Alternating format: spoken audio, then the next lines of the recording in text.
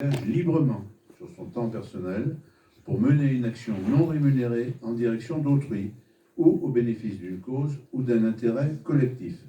Le bénévolat est donc un don de soi, librement consenti et gratuit.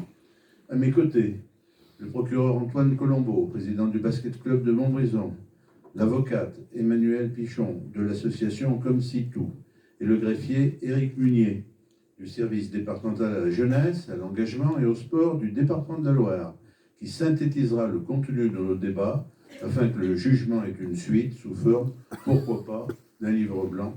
Soyons fous. Comme dans un vrai tribunal et d'une manière démocratique, il nous faut des jurés.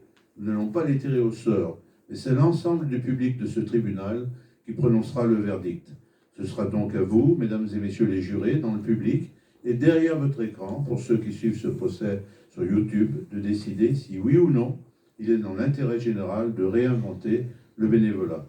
Monsieur le procureur, madame l'avocate de la défense, vous pourriez récuser certains membres, mais là, vous ne pourrez que saluer et célébrer la bonne volonté de ce jury. Je déclare donc ouverte cette session du tribunal pour les idées nouvelles.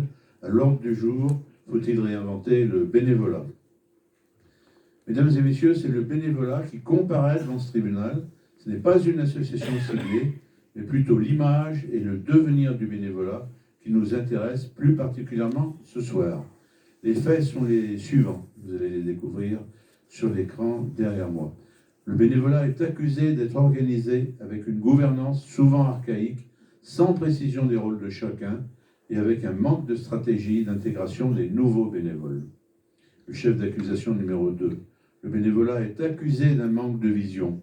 Les projets associatifs sont flous, souvent réfléchis sans concertation, la plupart du temps non rédigés, non évalués. Le chef d'accusation numéro 3. Le bénévolat est accusé de ne pas fonctionner de façon suffisamment opérationnelle. Du fait d'outils et de procédures imprécis, la communication interne est peu efficace. Les membres ne comprennent pas le sens de leurs actions, ce qui les démotive. Et le chef d'accusation et dernier numéro 4, le bénévolat d'aujourd'hui est accusé de ne plus trouver sa place dans certaines associations où les salariés prennent le leadership sur la conduite de la stratégie de l'association. Pour commencer, une fois n'est pas coutume, nous allons demander à un expert de nous apporter un éclairage sur le bénévolat et ensuite nous demanderons aux témoins d'intervenir. Pascal Dreyer, notre premier expert, pouvez-vous venir à la barre et décliner votre identité? Bonjour Monsieur le Président, je suis Pascal Dreyer, j'ai 60 ans, je suis de mon métier coordinateur de recherche et j'occupe la fonction de vice-président à Recherche et Solidarité et j'ai commis il y a presque 20 ans une enquête qui s'appelle Être bénévole aujourd'hui, motivation, engagement et reconnaissance. Alors, Monsieur le Président, Mesdames et Messieurs les jurés, dans ce procès du bénévolat, peut-être faut-il commencer par revenir à la plus petite unité qui compose ce grand mouvement du bénévolat, à savoir le bénévole lui-même. Qu'il s'agisse d'un homme ou d'une femme, jeune ou âgé, ayant des diplômes ou pas, sans ce dernier, quel que soit son profil, son expérience de vie, ses convictions et ses croyances, il n'y aurait pas de bénévolat. Pas d'action ou pas de présence pour et auprès d'autrui, selon la cause dans laquelle cette personne va s'engager. Le bénévolat s'incarne, ainsi que le rappellera Cécile Bazin un peu plus loin, dans des millions d'individus, tous différents les uns des autres, mobilisés par des causes variées, s'inscrivant dans différentes échelles sociales et spatiales, dans différentes responsabilités, de manière formelle dans des associations constituées, ou de manière informelle dans leur environnement immédiat, tout au long de leur vie, ou alors à certaines périodes seulement. À cette seule description, on se rend compte que s'engager dans une action bénévole ou qu'être bénévole dépend de nombreux facteurs. D'abord des facteurs personnels, sa personnalité, le rôle et la place qu'on a occupé ou qu'on occupe dans sa famille, sa sensibilité, ses expériences de vie. Mais également des facteurs familiaux, quelle est l'éducation que l'on a reçue, quelle est l'autorisation et le soutien que l'on reçoit de son conjoint, de ses enfants, à distraire de son temps de la vie familiale pour le donner à d'autres. Enfin, les facteurs sociaux, quelles sont les ressources qui existent autour de soi et sont-elles accessibles pour découvrir l'existence du bénévolat? Quelles sont les relations que je peux tisser, les exemples à suivre, les associations que je peux rencontrer? Et enfin, il y a des facteurs sociétaux. Quelles sont les causes que les médias mettent en lumière et qui trouvent un écho dans la personne et lui permettent de s'inscrire dans un questionnement plus personnel et inscrire ce questionnement personnel dans son désir d'agir dans un cadre où prévaut l'intérêt général et ce, quelle que soit l'échelle de l'action. Alors je voudrais revenir avec vous tous aux fondamentaux que je viens de décrire à grands traits pour étudier 3 thèmes seulement de ce monde infini qu'est le bénévolat, afin de lui rendre justice un tout petit peu. La première, c'est la décision de s'engager à travers la source et les motivations de nos engagements, le don de soi et le don de temps, et enfin le contexte sociétal qui est le nôtre et qui a beaucoup évolué depuis mon enquête d'il y a presque 20 ans. Alors la source de l'engagement, dans l'enquête que j'ai réalisée, c'est que souvent les gens disent « une graine a été plantée ». Elle est souvent difficile à identifier, cette source, car elle peut se perdre dans un lointain passé, surtout quand on commence à avoir comme moi les cheveux blancs, et surtout elle est en fait multifactorielle. Certains décrivent la source de leur engagement sous la forme d'un souvenir ancien, comme la participation à un événement associatif avec des inconnus, et participation qui avait procuré un plaisir relationnel différent de ceux que la personne connaissait jusqu'alors. Le souvenir de ce plaisir relationnel est resté longtemps enfoui, mais la personne en a gardé le souvenir et a souhaité le retrouver et la retrouver dans l'engagement bénévole. D'autres évoquent des expériences plus construites au sein d'institutions comme la paroisse, l'école, l'université, des associations culturelles à vocation sociale ou humanitaire au cours de la jeunesse. D'autres évoquent encore des figures familiales ou de l'entourage, des parents, des grands-parents, des amis de la famille, parfois le conjoint, dont l'engagement marquant dans le syndicalisme, les associations sociales, culturelles ou sportives constitue le futur bénévole en héritier possible.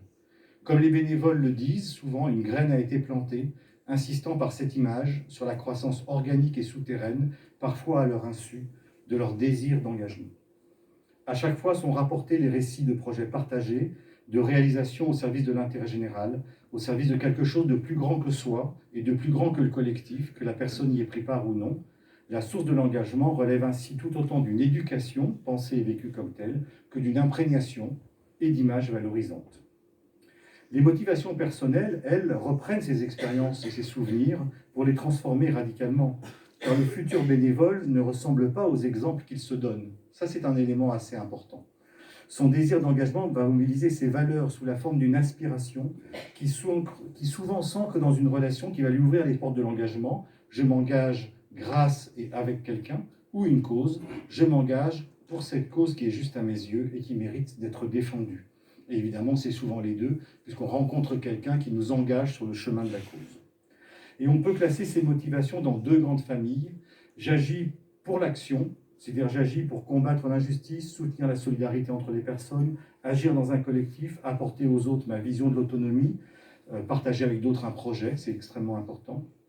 Mais il y a une deuxième modalité de l'engagement, très générale, qui est celle de simplement la présence. Il y a un désir pour beaucoup de bénévoles d'être simplement présent auprès des personnes qu'il va estimer ou qu'elle va estimer plus vulnérables que soi, et dont on comprend, dont on peut partager l'expérience de vie. Et à ces personnes-là, on va faire le don simplement de sa présence. Le grand exemple, c'est évidemment les associations de soins palliatifs où on apporte de sa présence et de son temps à quelqu'un sans rien en attendre. Évidemment, il faut insister sur une chose qui est un petit peu compliquée, c'est que nos motivations, même les plus altruistes en apparence, ne sont jamais exemptes d'un intérêt personnel. Nos motivations ne sont jamais pures, car un désir pur, ça n'existe pas. Un désir d'engagement pur, ça n'existe pas. Et j'aime bien le redire avec l'anthropologue Mary Douglas, quelle que soit la modalité de notre engagement, il n'y a pas de don gratuit, et d'une certaine manière, c'est tant mieux. Agir ou être présent en donnant de son temps et de soi suppose toujours que l'on attend quelque chose en retour. On s'engage aussi d'abord pour soi, pour réaliser concrètement l'aspiration que l'on ressent et à laquelle l'association ou l'action que l'on va mener vont donner une forme. Certaines associations ont fait un important travail d'éclaircissement de ces motivations pour éviter que bénévoles et personnes aidées ne se trouvent prises au piège de relations asymétriques, au risque d'être déçus et blessés. Et souvent dans le bénévolat, on a cette expérience d'une relation qui nous a déçus ou qui nous a blessés. Et si l'on veut aujourd'hui s'engager sur le registre de l'action de la présence, et on le veut toujours, les attentes de retour ont beaucoup changé en 20 ans. Autrefois, on s'engageait à faire le bien pour gagner son paradis. Ça, c'est il y a assez longtemps, mais il y a encore des gens qui ont connu ça. Souvent immatériel ou peu décelables a priori, les gratifications de l'engagement doivent aujourd'hui être palpables, à défaut d'être en monnaie sonnante et trébuchante. mais comment donner à percevoir concrètement que l'on participe au renforcement du lien social, comment voir les fruits de la relativisation de ses propres difficultés et l'enrichissement de sa propre vie dans le projet partagé. Comment les associations font-elles de la conduite de l'action elle-même le mobile et la gratification de l'action bénévole? C'est une difficulté. Je crois que le deuxième point très important, c'est la question du don, qu'on ne travaille jamais assez en association. C'est qu'il faut, au fond, en permanence, quand on est bénévole, et ça c'est vraiment l'enquête qui me l'a montré et ma propre expérience, c'est apprendre à donner, recevoir et surtout rendre. Comme évoqué plus haut, il n'y a pas de don gratuit, et si le don formulé par la religion chrétienne nous invite à donner de nous-mêmes et de notre temps sans attendre de retour immédiat, comme je le disais, la réalité est bien autre. Car le circuit du don emprunte un circuit en 3 étapes qui nous dit qu'il faut donner, recevoir et rendre dans un cercle qui n'a pas de fin. Et il y a dans toute entrée dans le cercle du don une dimension de contrainte et d'obligation. S'engager avec d'autres, entrer dans une communauté pour conduire des projets, peut certes répondre à l'aspiration de ne plus être seul, de construire ensemble un projet d'intérêt général, mais en retour, l'engagement bénévole nous contraint, celle d'être obligé de rendre de multiples manières ce que je reçois de chaque personne et du collectif. Cette spirale du don est sans fin, et en plaçant le bénévole à chacune des places donner, recevoir, rendre, elle l'empêche, et ainsi que l'association, qui en sont conscients, de s'enfermer dans la toute-puissance, car l'enjeu du don de soi dans le bénévolat est bien, comme l'a dit Marcel Mauss, d'humaniser les liens sociaux le mieux que l'on peut, évidemment. Alors pour terminer, avant de passer quelques slides, je crois qu'en 20 ans, ce qui a beaucoup changé, c'est le contexte.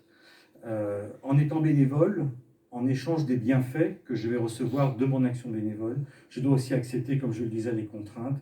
Et c'est surtout dans cet effet de contrainte qu'il y a une des évolutions les plus notables dans l'appréhension de l'engagement. Dans un monde devenu au fil des 2 dernières décennies, et plus particulièrement des 3 dernières années, plus inquiétant, plus incertain, le bénévole doit accepter, en donnant de son temps, l'incertitude et l'imperfection de la réalisation du projet, des relations qui peuvent être difficiles au sein de l'association ou du collectif, une absence de reconnaissance, la non prise en compte de ses propres contraintes de vie, et c'est là aujourd'hui que le bas blesse. Car il me semble, au regard des travaux que nous menons à Recherche et Solidarité, que c'est moins l'engagement dans ses fondements que le contexte de son exercice qui ont profondément changé. Le bénévole fait couple avec l'association et l'action qui la supporte, mais ce couple s'inscrit dans un contexte dont je voudrais vous esquisser quelques grandes tendances dont il faudra peut-être discuter au cours de ce procès. Et les associations n'ont peut-être pas pris assez conscience de l'ensemble de ces tendances. Tout d'abord, nous sommes dans une société individualiste. Et je le dis ici pour que ça soit bien clair, sans connotation morale. C'est-à-dire que nous sommes, au sens le plus fort du terme, des individus de plus en plus perfectionnés qui revendiquons autonomie et indépendance. Il nous est alors plus difficile de faire groupe. Nous supportons moins les frustrations inhérentes à l'action collective et nous nous détournons par exemple de la politique, qui est un autre lieu de l'exercice de l'intérêt général. Plus globalement, en tant qu'individus, nous faisons porter la suspicion sur tout collectif institué et organisé. Le bénévolat doit désormais composer de manière consciente et positive avec notre individualisme, qu'il ne faut plus seulement considérer comme un obstacle à l'engagement, mais au contraire comme un pouvoir parce qu'il va pouvoir mobiliser des acteurs potentiellement plus adultes. Il y a évidemment un deuxième élément qui est très compliqué, c'est que nous sommes dans un monde où sont survalorisées les relations marchandes au détriment de la gratuité, qui tend à discréditer le don de soi et le don de temps. Et moi, j'ai entendu des bénévoles qui avaient peur de se faire avoir. Et c'est pas possible parce que dans le bénévolat, on ne se fait jamais avoir. On peut être déçu, on peut être blessé, mais on reçoit toujours un peu plus que ce qu'on a donné. Et donc, il faut vraiment pouvoir se dire qu'on inscrit le bénévolat et la gratuité dans un autre monde que celui des relations strictement marchandes. Ça a été évoqué dans les chefs d'accusation. Il y a évidemment un troisième point qui est très important, c'est la professionnalisation de l'action associative et bénévole, qui rend de plus en plus difficile la compréhension, l'acceptation et la prise en compte de ce que j'aime bien appeler les infragestes, les petits gestes de l'engagement. On peut vouloir s'engager sans forcément vouloir être compétent ou affirmer des compétences, mais simplement en faisant des choses avec d'autres, alors que le discours associatif, qui valorise à la fois les compétences et le salariat, demande aux bénévoles de se comporter parfois comme des salariés, alors qu'on a parfois envie de vivre son expérience associative de manière un tout petit peu différente. Et puis, il ne faut pas oublier que nous sommes dans un monde de réseaux, de réseaux sociaux, et que nous sommes hyper sollicités en permanence, par ce monde à la fois marchand et attentionnel. Nous sommes soumis à chaque instant à une fragmentation de notre temps et nous avons plus de mal à donner de notre temps de manière continue et pérenne. Et donc cette fragmentation du temps, elle est aussi liée à l'évolution de la société. On est dans une société aujourd'hui à 4 générations, dans laquelle chaque génération joue un rôle pour la précédente ou celle qui suit. Et donc ça aussi, ça nous donne des obligations vis-à-vis de nos proches et ça enlève peut-être du temps au bénévolat. Le modèle associatif est encore façonné par une vision à long terme des engagements attendus des bénévoles, ces derniers n'étant plus tout à fait au rendez-vous. Donc pour accompagner les bénévoles dans la vie quotidienne, ça demandera aux associations, d'une part d'adapter leur gouvernance à de nouveaux outils, de nouvelles manières de faire, de créer de nouveaux rituels avec des bénévoles qui ont de nouvelles attentes. C'est prendre en compte et mieux articuler toute la diversité de la réalité de la vie quotidienne des bénévoles, quel que soit leur âge, notamment celle de la mobilité professionnelle, de la mobilité sociale, parfois des mobilités physiques aussi, avec le projet de l'association. Redonner, et puis, dernier point, c'est-à-dire redonner aussi, parce que la professionnalisation a eu tendance au cours de ces 20 dernières années à produire cet effet. Cet effet-là, c'est amoindrir la vie associative, c'est redonner pleinement à la vie associative une échelle appréhendable pour les bénévoles, création de collectifs passionnés et engagés dans des objectifs concevables et atteignables dans de plus courts délais. C'est vrai que les bénévoles aujourd'hui demandent à pouvoir voir concrètement les fruits de leur action. Et puis enfin, dernier point, construire de nouveaux modes de reconnaissance permettant aux bénévoles de recevoir de l'association afin de rendre à leur tour et de réenclencher le cycle du don qui, comme je vous l'ai dit, n'est pas en fait un cercle, mais qui est une spirale. Voilà, je viens voir les autres slides, c'est cool si vous voulez bien. Ah ben voilà. Donc vous voyez, ça c'est, dans les derniers chiffres de recherche et solidarité, donc on continue d'être altruiste, hein, on est des individualistes, certes, mais on continue d'être altruiste, mais on veut aussi que pour soi, l'épanouissement personnel, acquérir des compétences, exercer une responsabilité, la reconnaissance sociale joue leur rôle, mais on voit que par exemple, par rapport à l'épanouissement personnel, la reconnaissance sociale, elle est faible. Donc on s'engage bien pour remplir des aspirations personnelles. Et puis, l'utilité collective n'est absolument pas remise en cause, contrairement au discours qu'on entend souvent d'un certain nombre d'acteurs ou d'un certain nombre d'élus qui disent qu'il n'y a plus d'engagement. Non, il y a toujours de l'engagement pour être utile et pour les autres, mais ça devient plus difficile à mettre en œuvre à cause de la fragmentation du temps. Voilà, donc ça c'est une autre slide qui vous donne les niveaux de satisfaction avec des bénévoles aujourd'hui, et on voit bien que être avec les autres est un élément extrêmement important, tout comme la question de l'efficacité et de l'utilité, hein, ça fait partie des chefs d'accusation, et puis l'épanouissement personnel, puis la dernière. Et puis les déceptions, c'est d'abord on porte les déceptions au nom du collectif, et seulement ensuite on a les siennes, et il y a certainement des choses qui seront à discuter sur le fait qu'il y a des articulations ou des effets d'écho entre le manque de moyens et le fonctionnement de l'association. Voilà, je pense que j'ai fait le tour, je ne voudrais pas prendre la parole plus longtemps. Merci à vous. Pascal Dreyer, merci beaucoup pour votre intervention qui a permis de poser les fonds... Pardon, je vais brancher le micro. Je disais, Pascal Dreyer, merci beaucoup pour votre intervention qui a permis de poser les fondamentaux du bénévolat pour vous permettre de vous forger une opinion éclairée sur l'accusé. Nous allons appeler à la barre plusieurs témoins. Ils vont être interrogés par l'accusation et la défense. Aujourd'hui, défileront à la barre 4 témoins représentant d'associations ligériennes dans des domaines très différents. Et pour commencer, si tout est clair, nous allons recevoir notre premier témoin, Michel Féminin-Berger, présidente de l'Office musical de Saint-Étienne. Vous êtes citée par la défense. Madame Berger, pouvez-vous venir à la barre? Pouvez-vous jurer de vous exprimer dans l'intérêt du bénévolat? Levez la main droite et dites « Je le jure ». Je le jure. Merci. Vous allez être interrogé par le procureur et par l'avocate. Mais avant cela, pouvez-vous décliner votre identité et vous exprimer sur les raisons de votre présence devant cette cour? Je m'appelle Michel Berger. Je suis présidente de l'Office musical de Saint-Étienne, une très ancienne association, fédération en fait d'associations de musiciens amateurs. Moi-même, je suis choriste et présidente d'une chorale. Nous regroupons dans notre association 22 chorales, 6 ensembles instrumentaux de tailles différentes et des individuels aussi, tous musiciens amateurs. de niveaux et de répertoires très divers. Monsieur le procureur et madame l'avocate, le témoin est à vous. Merci, Monsieur le Président, Madame l'avocate, Madame Berger. Dites-moi, l'Office musical ne fait-elle pas face à un grave problème de gouvernance avec une répartition confuse des rôles et une intégration inefficace des nouveaux bénévoles? Monsieur le procureur, comme vous l'avez compris, nous sommes une fédération d'associations. Donc, chaque association a déjà un fonctionnement spécifique. Et nous sommes là pour les aider, pour synthétiser, pour les dynamiser. C'est des rôles qui nous tiennent à cœur. Et la gouvernance se fait démocratiquement entre nos associations et nous-mêmes. Pour que nous comprenions bien, est-ce que vous voulez nous expliquer comment fonctionne et est composé votre conseil d'administration? Oui, madame l'avocate, au conseil d'administration siègent des représentants élus des groupes. Il y a 9 représentants pour les ensembles vocaux, 3 postes pour les orchestres et 5 indépendants.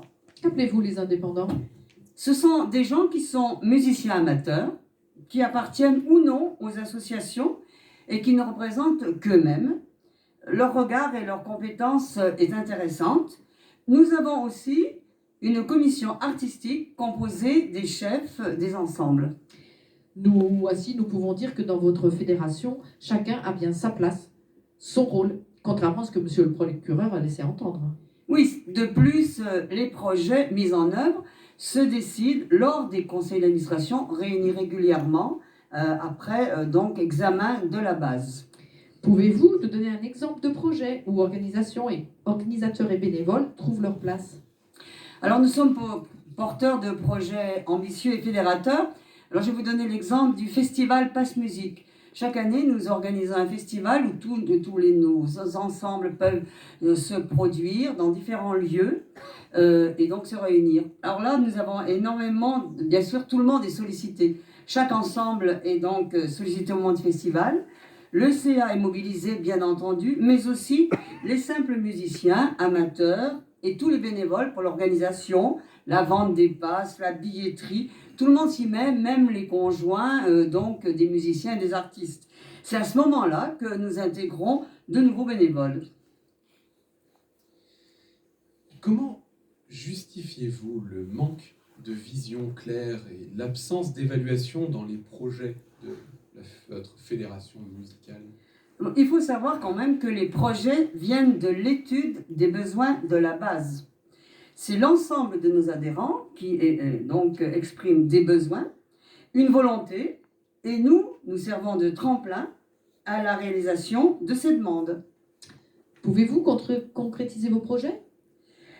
Alors, ce qui me vient à l'esprit, c'est donc cette analyse. D'abord, les artistes, les amateurs ont besoin de s'améliorer techniquement. Donc, nous organisons des stages avec des professionnels, chefs de chœur, technique vocale, lecture musicale. Autre besoin, se faire connaître, avoir du public, dynamiser les groupes qui parfois sont quand même assez modestes, s'ouvrir à d'autres. Par exemple, nous avons mis en place donc ce festival Passe Musique, par exemple. Et vous avez des chiffres à nous communiquer? Alors oui, si vous voulez des chiffres, pour le festival de l'année 2022, nous avions 28 formations programmées, donc aussi bien orchestre qu'ensemble vocaux, en 10 soirées. Ça fait quand même 1900 entrées en tout, et puis 423 passes vendues, essentiellement par les groupes, plus les entrées individuelles. Voilà l'exemple de notre festival. Et pour l'évaluation? Déjà, sans rentrer dans les détails, les chiffres parlent d'eux-mêmes, puisque nous avons chaque fois la fréquentation, nous avons fait tant d'entrées, et puis la fréquentation des stages aussi. Nos stages sont complets. Actuellement, je peux vous dire, on a 2 formations. On sait déjà qu'il y a 50 chanteurs qui vont avoir fait un stage et ils nous réclament une 3e session. Donc, on l'évalue forcément. N'est-ce pas vrai que l'office musical souffre d'un manque d'opérationnalité, avec des outils inadaptés et une communication interne défaillante? J'avoue ne pas trop adhérer à votre question. Nous avons mis en place des outils en interne que nous appelons OMSE Info, et andante qui annonce le concert. Pardon, Madame Berger, nous ne sommes pas de votre fédération. Pouvez-vous nous expliquer ce qu'est OMSEFO et andante, c'est ça? Oui, excusez-moi. Donc, OMSE Info, c'est un petit bulletin de l'Office musical que nous faisons par Internet tous les mois pour expliquer toutes les nouvelles. Et l'Andante, qui est un peu plus vraiment conséquent, c'est un journal de 13 à 14 pages quand même, composé bien sûr par l'équipe du CA qui marque les grands objectifs, mais aussi d'articles qui viennent des adhérents, qui mettent en valeur tel chef lorsqu'il y a un changement et qui bien sûr explique tous les concerts qui vont se produire et qui ouvre sur toute la vie musicale en interne et que nous communiquons avec aussi des photos, les comptes rendus de concerts et l'annonce de la vie associative. J'ajoute aussi bien sûr que nous avons les canaux conventionnels de diffusion des informations, bon, bien sûr des flyers au moment des événements, et nous avons un site internet, nous sommes aussi sur les inévitables réseaux sociaux. Il y a un site Facebook par exemple. Cela va de soi. Alors permettez-moi de vous poser quand même ma dernière question de notre 4e accusation, mais ne craignez-vous pas que dans votre fédération, les professionnels de la musique dominent et relègue les bénévoles à un rôle mineur, voire insignifiant? Excusez-nous, monsieur le procureur, mais le témoin va confirmer que nous avons affaire à aucun professionnalisme, mais bel et bien à des amateurs. Et il ne faut pas confondre, à vous, madame Berger. Et oui, effectivement, c'est l'inverse. Excusez-moi, monsieur le procureur. Évidemment, nous ne sommes que des amateurs et on observe donc l'inverse, c'est-à-dire nos amateurs ont besoin d'être épaulés par des professionnels. Par exemple, nous faisons un partenariat avec le conservatoire et nous sommes très contents que les professionnels viennent vers nous. Partenariat aussi avec des musiciens formateurs qui viennent en renfort lors des manifestations, qui sont toujours les bienvenus, ou parfois des solistes. Nous ouvrons également le Pass Musique, le festival, sur des groupes de plus haut niveau professionnels, toujours uniquement dans l'esprit d'échanger nos compétences et nos savoirs. Donc je dirais que c'est plutôt les amateurs qui utilisent les professionnels dans ce cas-là. Si nous avons 2 minutes, monsieur le président, j'aimerais quand même inciter madame Berger à nous présenter une de ses plus belles réussites.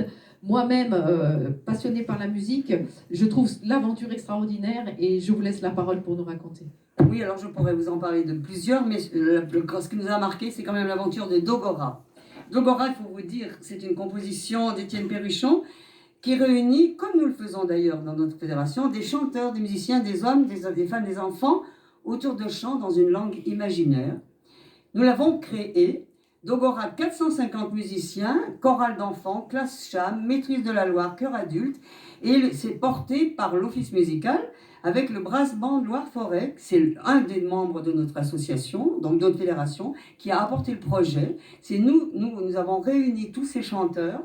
Ça a été extraordinaire, même pour la plus petite chorale modeste, qui n'avait pas les moyens, bien sûr, de chanter quelque chose. C'est-à-dire, on a quand même mis 2000 spectateurs, on a 2 fois rempli le palais des spectacles, et avec d'ailleurs le compositeur lui-même. Donc ça a été un très grand moment. Bravo, madame Berger, pour cette réussite. Merci Michel Berger. Vous pouvez maintenant retourner à votre place. Merci, monsieur le procureur. Le deuxième témoin cité par la défense est madame Fournery. Vous allez être... Alors, madame Fournery, pouvez-vous jurer de vous exprimer dans l'intérêt du bénévolat? Levez la main droite et dites « Je le jure ». Madame Fournery, vous êtes élue d'Aesio et membre de son conseil d'administration. Je le jure. Alors merci, vous allez être interrogé par le procureur et par l'avocate, mais avant cela, pouvez-vous décliner votre identité et vous exprimer sur les raisons de votre présence devant cette cour? Oui, donc je m'appelle Myriam Fournery, j'ai 55 ans, je suis mariée, j'ai un fils, j'habite en Haute-Loire, où je suis directrice d'une association, la Fédération ADMR. Je me suis investie bénévolement chez Aesio il y a une dizaine d'années, puisque notre association a dû adhérer à une mutuelle obligatoire. Et je suis aujourd'hui déléguée, c'est le nom qu'on donne aux bénévoles chez Aesio. Je suis déléguée au conseil territorial Auvergne-Loire et je suis aussi membre du bureau. Ce qui m'a plu chez Aesio, c'est que c'est un organisme à but non lucratif et qui appartient à l'économie sociale et solidaire. Nous agissons au service de l'intérêt général et nous appliquons des principes de solidarité, de démocratie et d'utilité sociale. Nous devons être vigilants concernant nos modèles économiques car nous avons le devoir d'en assurer la pérennité. C'est pourquoi la gouvernance a une grande importance et nous fonctionnons de façon démocratique. Monsieur le procureur, Madame l'avocate, le témoin est à vous. Monsieur le Président, merci beaucoup. Madame Fournery. Dites-moi, Aesio Mutuelle ne souffre-t-elle pas d'un défaut de gouvernance où les rôles des bénévoles sont limités? Avant de répondre à monsieur le procureur, pourriez-vous nous expliquer comment fonctionne la gouvernance à Aesio? Alors, un point important, c'est que notre mutuelle appartient aux adhérents, de manière démocratique et égalitaire. Nous avons aujourd'hui plus de 600 délégués, élus bénévoles et répartis sur tout le territoire national. Tous les adhérents participent à la vie de la mutuelle selon le même principe, un adhérent, une voix. Des élections sont organisées régulièrement et permettent de renouveler la gouvernance nationale ainsi que locale. Les délégués et leurs remplaçants sont élus et ils sont bénévoles. Et vous devez avoir des contraintes propres aux mutuelles, non? En effet, l'activité des mutuelles est réglementée. Aesio exerce dans un cadre juridique propre aux mutuelles, c'est le Code de la mutualité. Donc ce Code de la mutualité détermine le statut, la composition et le fonctionnement des organismes mutualistes. Il liste des dispositions en matière d'éthique et d'engagement social et solidaire.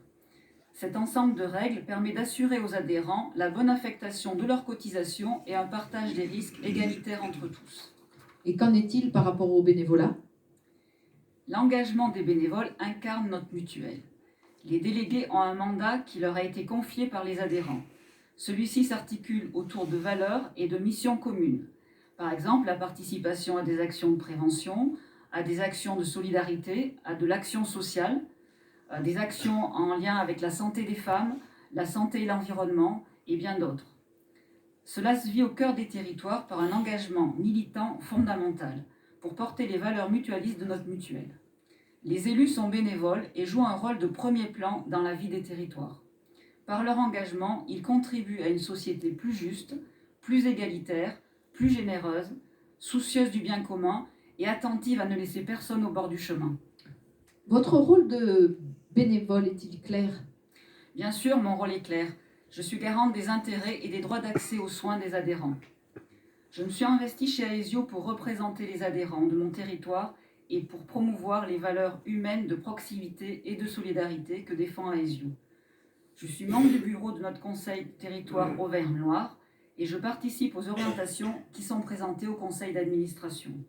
Je contribue à l'animation du territoire et ces actions de proximité me permettent de rencontrer et d'échanger avec les adhérents et ainsi de mieux les représenter lors des prises de décision au sein des instances. Et pour les autres bénévoles, leur rôle est-il clair? Le rôle et les missions des bénévoles sont clairs parce qu'ils sont inscrits dans le Code de la mutualité. Les évolutions réglementaires nous imposent une adaptation et une anticipation permanente. La commission vie mutualiste et formation des élus définit un programme d'information et de formation pour comprendre ces changements, et cela dans les 8 conseils territoriaux en fonction des besoins. Des formations sont aussi proposées aux nouveaux délégués, ainsi qu'un accompagnement par des délégués expérimentés. L'objectif principal de la formation est de développer leurs compétences qui sont par la suite mises à profit. Elle permet également de mieux comprendre le fonctionnement du mutuel et ainsi d'encourager la prise d'initiative et de responsabilité pour mieux défendre les intérêts des adhérents. Grâce à ce dispositif, chacun peut s'investir librement dans les missions confiées en fonction de ses envies. Merci. Permettez-moi de vous poser la deuxième question. Comment pouvez-vous défendre la vision de votre mutuelle conçue sans concertation? Chez Aesio, l'élu participe aux prises de décision. Chaque délégué joue un rôle selon ses disponibilités et ses envies dans les instances de son choix, que ce soit le conseil territorial, la commission action sociale, la commission prévention, les actions solidaires et bien d'autres. Une journée des élus est également organisée chaque année pour définir les orientations qui sont ensuite présentées en assemblée générale. Ces instances permettent des prises de décision locales ainsi qu'une gouvernance transparente et démocratique. Et dans votre système, avez-vous une vision claire des projets? Bien sûr, je vous l'assure, nous avons une vision claire des projets, car ils sont soumis aux commissions avant d'être mis en œuvre. Nos orientations sont notamment de défendre l'égalité en santé, de sensibiliser au bien-être mental, de bâtir une société du bien vieillir et d'agir pour la santé des femmes. Les projets sont d'ailleurs identifiés dans notre rapport annuel. Il est édicté et communiqué à chaque délégué. Il détaille les grands enjeux dans lesquels s'inscrit Aesio Mutuelle sur les réalisations de l'année passée avec un regard tourné vers l'avenir. Je souligne que ce support est disponible sur notre extranet des élus, en agence et téléchargeable sur notre site internet accessible à tous. Pouvez-vous nous donner un exemple concret pour nous le démontrer? Oui, alors il y a beaucoup d'exemples. Il y en a un qui me tient particulièrement à cœur. C'est une action importante qui a été organisée pour la santé des femmes. C'est le bus du cœur des femmes. En fait, c'est une action qui a été menée par Aesio en partenariat avec la fondation Agir pour le cœur des femmes et qui a permis de mettre en place un bus qui a sillonné la France et qui sillonne la France à la rencontre des femmes les plus vulnérables et pour les informer, les sensibiliser et les accompagner dans leur parcours de soins face aux maladies cardiovasculaires.